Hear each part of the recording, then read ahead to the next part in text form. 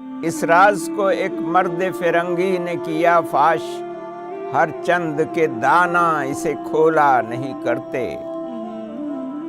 جمہوریت ایک طرز حکومت ہے کہ جس میں بندوں کو گنا کرتے ہیں تولا نہیں کرتے۔ بسم اللہ الرحمن الرحیم۔ السلام علیکم ورحمۃ اللہ وبرکاتہ۔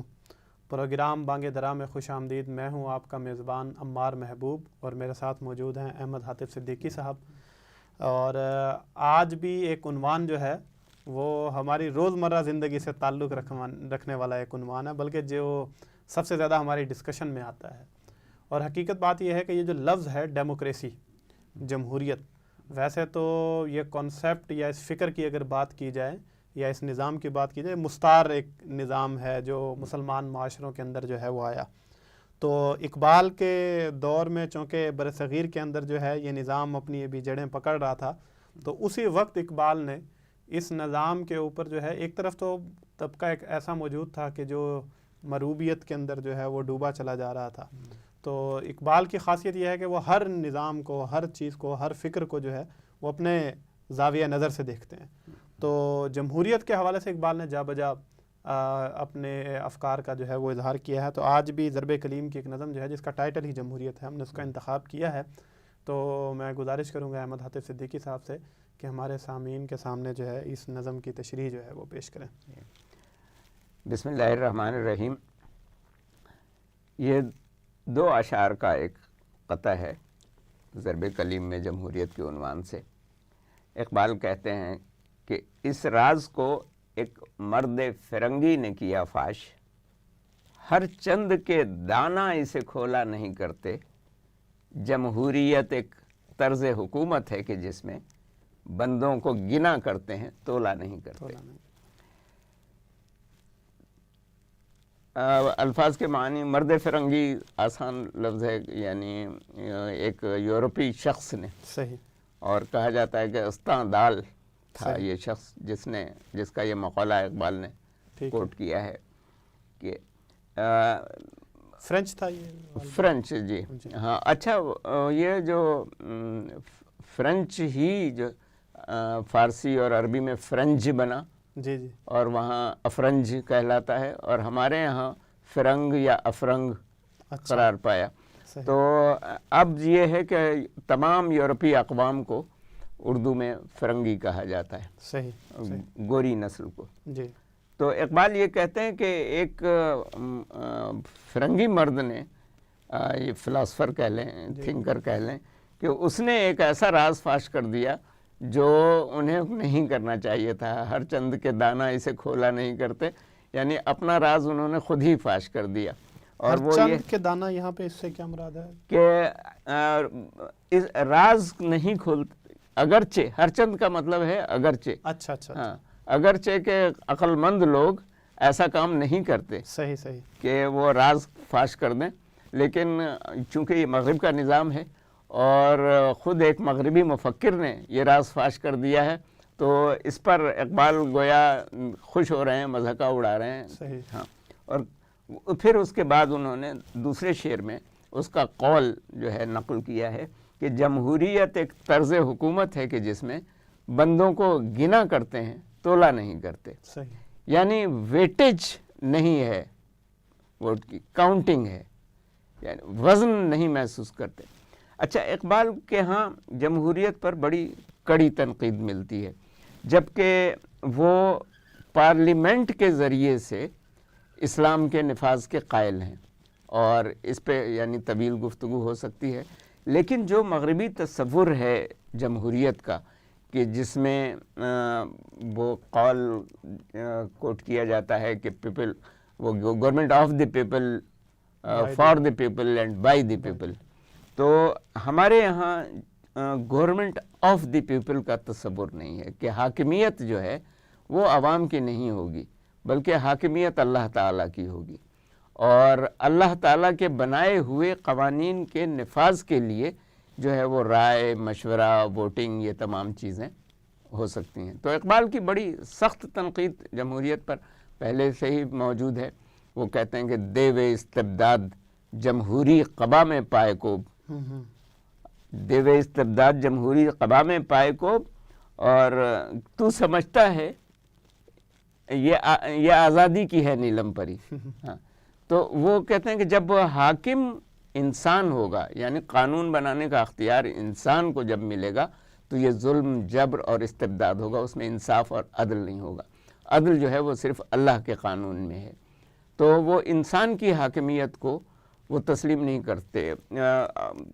کئی جگہ انہوں نے کہا، مثلا انہوں نے یہ کہا کہ مجلس ملت ہو یا پرویز کا دربار ہو، دونوں کو انہوں نے ایک برابر قرار دے دیا کہ یہ آپ کی جو پارلیمنٹ ہے، قومی اسمبلی ہے، مجلس ملت ہو یا پرویز کا دربار ہو. پرویز جیسے ظالم شخص کا دربار صحیح ہے، وہ سلطان غیر کی کھیتی پہ ہو جس کی نظر. صحیح، اگر مقصد وہی ہے تو مطلب غیر کی کھیتی پہ نظر ہے. ایک شخص کی کمائی ہے، اس کمائی میں سے کچھ وصول کرنے کا یا ٹیکسیشن وغیرہ کا جو ہے نا، یہ اختیار تمہیں کیسے حاصل ہو گیا؟ صحیح.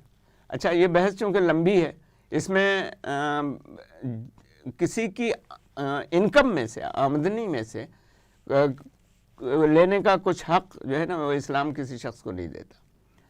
اللہ کا قانون ہے، زکوٰۃ ہے، صدقہ ہے، خیرات. صدقہ خیرات وغیرہ تو رضاکارانہ ہے، لیکن زکوٰۃ جو ہے وہ لازم ہے. باقی جو چیزیں باہمی رضامندی سے طے ہوتی ہیں، مثلا میں اور آپ مل کر کے طے کرتے ہیں کہ یہ ایک سڑک بننی ہے تو اس میں ہم کنٹریبیوٹ کرتے ہیں، یا سڑک جو استعمال ہو رہی ہے اس کا خرچہ جو ہے وہ ہمیں، تو ہم باہمی رضامندی سے طے کرتے، تو اس کو ہم محصول یا ٹیکس نہیں کہتے، جس کے عوض کوئی خدمت فراہم. لیکن آپ کی آمدنی میں سے، مثلا یہ کہ میں نے ایک چیز آپ کو بیچی، آپ نے خریدی، اس پہ ٹیکس حکومت وصول کرے. اس کا متبادل اصل میں اسلام جو دیتا ہے وہ زکوٰۃ ہے. زکوٰۃ کے علاوہ بھی نظام ہے جو کفالہ ہے اور بہت ساری چیزیں ہیں جو باہمی رضامندی سے ہوتی ہیں. تو وہ یہ کہتے ہیں جیسے ریاست کا نظام چلانے کے لیے، مطلب جو ہمیں اگر ہم سیرت کا بھی مطالعہ کرتے ہیں، خلافت راشدہ میں بھی دیکھتے ہیں، تو وہاں پہ تو ایک جو ہمیں نظر آتا ہے کہ مال غنیمت ایک ذریعہ تھا، ٹھیک ہے. اس کے بعد جو ہے وہ ایک فدیہ جو ہے وہ ایک ذریعہ تھا کہ جس کے ذریعے سے ریاست بھی اپنے جو ظاہر انتظامات، تو ریاست تو چلانی ہے، اب گورنمنٹ چلانی ہے پورے ملک کی. اور پھر جو ہے مطلب جو لوگ ہوتے تھے، مطلب وہ دے رہے ہوتے تھے زکوٰۃ، اور وہ نبی صلی اللہ علیہ وسلم کے پاس جب جمع ہوتی تھی، اور یہ تو عرب نے پہلی دفعہ دیکھا تھا کہ کسی ایک شخص کے پاس اتنا مال و دولت جمع ہوا ہے اور وہ اس کو تقسیم کر رہا ہے. تو یہ نظام تو اسلام نے دیا کہ ایک اسٹیٹ جو ہے، تو یہاں سے ہمیں یہ بھی پتہ چلتا ہے کہ وہ ریاست جو ہے اس کی جو طاقت ہے، مطلب ظاہر ہے اس کو جو نظام چلانے کے، تو اس کے اپنے ذرائع اسلام نے دیے ہیں جو کہ زیادہ اچھے ہیں. نہیں، حضرت عمر رضی اللہ تعالیٰ عنہ کے دور میں مزید جو کچھ چیزیں ہوئیں، مثلا مسلمان تاجر جن ممالک میں جاتے تھے تو وہاں اگر ان سے کوئی ٹیکس وصول کیا جاتا تھا، محصول لیا جاتا تھا، تو حضرت عمر رضی اللہ تعالیٰ عنہ نے ان ممالک کے تاجروں کے لیے بھی اتنا ہی ٹیکس لگا دیا. صحیح ہے کہ جب چونکہ آپ کے ہاں یہ ٹیکس لیا جاتا ہے تو ہمارے ہاں بھی یہ ٹیکس لیا جائے گا. تو اور بہت سارے ذرائع جو ہیں، لیکن قانون سازی کا جو اختیار ہے وہ عوام کو نہیں. یعنی اس میں جو اقبال نے یہ کہا ہے کہ بندوں کو گنا کرتے ہیں، تولا نہیں کرتے، تو صرف ایک کاؤنٹنگ جو ہے وہ فیصلہ کر دیتی ہے، اور اس میں یہ نہیں دیکھا جاتا کہ جو شخص رائے دے رہا ہے، مثال کے طور پر ایک 18 سال کے لڑکے کی رائے اور ایک 60-65 سال کے استاد کی، معلم کی رائے برابر ہو جائے گی. اور اگر 18 سال کے 2 لڑکے ایک معلم کے خلاف جو ہے رائے دے دیں تو وہ جو ہے اکثریت کی وجہ سے وہ رائے تسلیم کر لی جائے گی جو لڑکوں کی یا بچوں کی رائے ہے. اور جو بوڑھا ایک ہے اگر اقلیت میں ہے تو اس کی رائے تسلیم نہیں کی جائے گی. یہ فلسفہ اس شعر میں پیش کیا ہے. بندوں کو گنا کرتے ہیں، تولا نہیں کرتے، یعنی صاحب الرائے یا صاحب الرائے جو ہے وہ نہیں دیکھا جاتا. اچھا احمد صاحب، 2 سوال پیدا ہوتے ہیں اس میں جناب. شعر تو یہ 2 ہیں اقبال کے، لیکن بحث یہ بہت بڑی انہوں نے کھول دی اس میں. جی. ایک سوال تو یہ پیدا ہوتا ہے کہ آپ نے کہا کہ مطلب ایک 18 سال کا لڑکا ہے یا ایک 60 سال کا کوئی عمر رسیدہ شخص ہے، جس کے پاس زندگی کا تجربہ ہے ہاں استاد بھی اور ہے وہ استاد بھی ہے فرض کریں، تو وہ اس کی رائے میں اور اس کی رائے میں ظاہر ہے ایک فرق ہوگا، لیکن اس کے باوجود جو کاؤنٹنگ میں وہ دونوں اپنا برابر کا وزن رکھتے ہیں. ہاں، بلکہ استاد ہار بھی سکتا ہے. جی ہار بھی سکتا ہے اور جیت بھی سکتا ہے، مطلب دونوں طریقے سے ہو سکتا ہے. اچھا میں یہ جاننا چاہ رہا ہوں کہ ہم یہ دیکھتے ہیں کہ دو چیزیں ہمیں اپنے اسلامک کنسیپٹ میں نظر آتی ہیں کہ جو ہمارے ہاں بھی ایک تھا کہ بیعت کا جو طریقہ کار تھا، مطلب جو بھی خلیفہ ہوتا تھا تو پھر وہ بیعت لیتا تھا. اس میں بھی اگر ہم دیکھیں تو جو بیعت ہوتی تھی تو وہ تو سب کو برابر، مطلب سب کی اس میں رائے ایک طرح کی سب کے برابر ہوتی تھی. مطلب اگر حضرت عمر فاروق رضی اللہ عنہ کے ہاتھ پہ حضرت عثمان غنی رضی اللہ عنہ جیسے شخص نے جو ہے وہ ایک بیعت جو ہے وہ کی، تو اسی وقت اگر کوئی بدو بھی تھا تو اس نے بھی بیعت کی، اور دونوں کی بیعت کی ایک اپنی اہمیت تھی. تو ہم پھر اس فرق کو کس طریقے سے یہاں پہ لے کے آ سکتے ہیں؟ جی یہ بات آپ نے بالکل ٹھیک کہی ہے. بیعت کا جو تعلق ہے وہ ہے ایگریمنٹ یا رضامندی سے. حکومت یا نظم حکومت جو ہے، حکومت چلانے کا انتظام، وہ سب کی رضامندی سے بننا چاہیے. تو جو شخص بیعت کرتا تھا وہ گویا اپنی رضامندی کا اظہار کرتا تھا کہ میں اس حکومت کو تسلیم کرتا ہوں یا اس نظم حکومت کو تسلیم کرتا ہوں، فرما برداری کے لیے تیار. ہاں. اچھا ہمارے ہاں وہ اب ان جنرل ہے، یعنی جو شخص اپنے آپ کو پاکستان کا شہری کہے گا تو وہ گویا اس بات کو تسلیم کرتا ہے کہ وہ پاکستان کے آئین اور پاکستان کے قانون کے مطابق اپنی زندگی بسر کرے گا، ان کی خلاف ورزی نہیں کرے گا. قانون کی خلاف ورزی کرے گا تو وہ مجرم ہوگا اور اس کو سزا ملے گی. تو جو اچھا مطلب ہماری وہ بیعت جو ہے وہ اصل میں جب میں نے آئی ڈی کارڈ اپنا بنوایا تو میں وہ بیعت کر چکا تھا ریاست کے ساتھ. اچھا ہمارے ہاں چونکہ یہ آسانی سے سمجھ میں یا آپ بائی برتھ جو ہے نا پیدائشی طور پر پاکستان کے شہری ہیں، تو جب آپ شہری ہیں پاکستان کے تو آپ پاکستان کے تمام قوانین کو، آئین کو تسلیم کرتے ہیں. لیکن اگر آپ امریکہ جاتے ہیں، وہاں پہلے گرین کارڈ لیتے ہیں، پھر اس کے بعد نیشنلٹی لیتے ہیں، تو نیشنلٹی لیتے وقت آپ کو ایک حلف اٹھانا پڑتا ہے. وہ بیعت ہے. وہ حلف اٹھانا پڑتا ہے کہ میں امریکی قوانین کا جو ہے وہ یعنی پابند رہوں گا اور پاسداری کروں گا.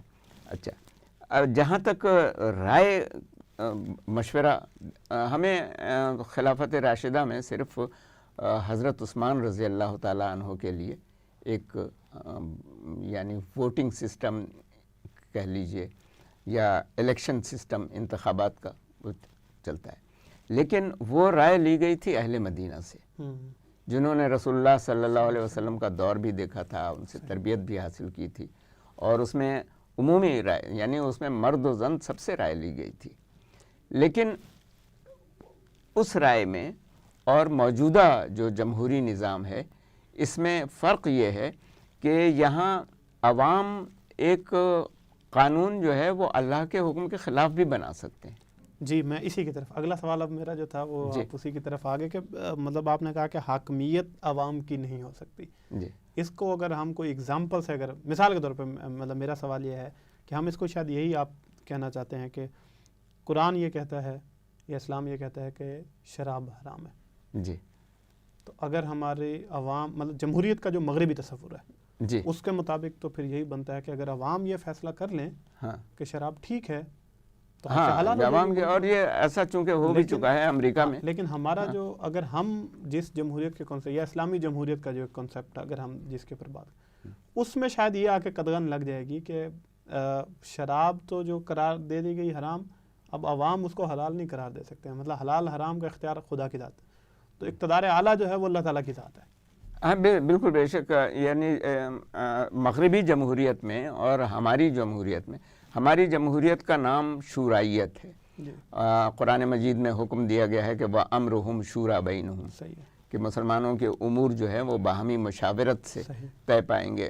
اللہ کے احکام پر کس طرح عمل کرنا ہے. مثلا ابھی یہ شراب ہی کا معاملہ لے لیجئے کہ شراب اگر کہیں بن رہی ہے اور بک رہی ہے تو اس سے کس طرح نمٹنا ہے، یہ باہمی مشاورت سے طے ہوگا، طریقہ کار طے ہوگا، اس کے لیے کچھ قوانین بنائے جائیں گے، کچھ قاعدے تسلیم کیے جائیں گے. یہ اختیار لوگوں کو حاصل ہے وہ اس کو. ہاں لیکن اب جیسے مغرب میں ہو رہا ہے کہ ہم جنس پرستی کو باقاعدہ قانونی درجہ حاصل ہو گیا ہے، اور یہ ظاہر ہے کہ پارلیمنٹ سے منظوری کے بعد ہوتا ہے، تو اس میں رائے شماری ہوتی ہے کہ کتنے لوگ اس کے حق میں ہیں، کتنے لوگ اس کے مخالف ہیں۔ وہاں دلائل نہیں چلتے کہ ہم جنس پرستی جو ہے وہ مذہبی طور پر چھوڑیے، وہ طبی طور پر ٹھیک ہے یا نہیں ہے، فوائد اس کے نقصان کی فوائد بات نہیں نقصان ہوتی، کی بات نہیں بس وہ ہوتی، بندے گنا کرتے ہیں، بندوں کو گنا کرتے ہیں، تولا نہیں کرتے، مطلب تو کسی کی رائے کو تولا نہیں جائے گا، رائے کو تولا نہیں جاتا، یہ نہیں دیکھا جاتا کہ یہ رائے مفید ہے یا مضر ہے۔ اسی طرح اور بھی بہت سارے معاملات وہاں پر ہیں کہ عوام خود فیصلہ کرتے ہیں، عوام نہیں کرتے۔ اچھا، یہ ایک طرح سے یہ فریب بھی ہے یہ جمہوریت، یعنی اگر آپ اس پہ پوری طرح غور کریں تو جو لوگ نامزد کیے جاتے ہیں ان کو کوئی ایک پارٹی یا کچھ لوگ مل کر کے نامزد کرتے ہیں، پھر اس کے بعد 2 پارٹیوں کے نامزد افراد آتے ہیں اور عوام کے سامنے ان کو پیش کیا جاتا ہے، تو رائے جو رجسٹرڈ ووٹرز ہیں ان کا 100% تو کبھی ووٹ دیتا ہی نہیں ہے۔ بالعموم کہا جاتا ہے کہ 33% سے 35% تک اگر پولنگ ہو جائے تو وہ کامیاب رہتی ہے۔ اچھا، ان 33% یا 35% میں سے پھر کچھ اکثریت جو ہے، اکثریت نہیں بلکہ جس کے زیادہ ووٹ ہوں، ہو سکتا ہے کہ اکثریت اس کے خلاف ہو، 3 افراد اگر کھڑے ہیں تو جیتنے والے کے ووٹ چونکہ باقی دونوں سے زیادہ ہوں گے تو وہ جیتے گا، لیکن اگر باقی دونوں کے ووٹ ملا دیے جائیں تو وہ زیادہ ہو جائیں گے، تو اس طرح یہ ایک نظام جو ہے وہ جمہوریت کا بنایا گیا ہے۔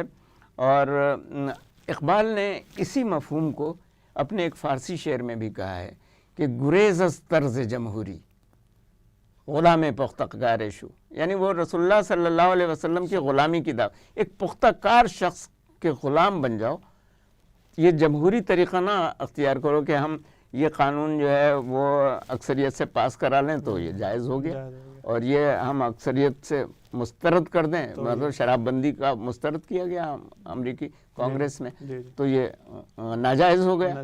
ہاں، گریز از طرز جمہوری غلام پختہ کار شو کہ از مغز 200 خر فکر انسانی نمی آید، کہ 200 گدھوں کے دماغ جمع کر لو تو بھی وہ ایک انسان کی طرح نہیں سوچ سکیں گے۔ بہت شکریہ جی، جزاک اللہ۔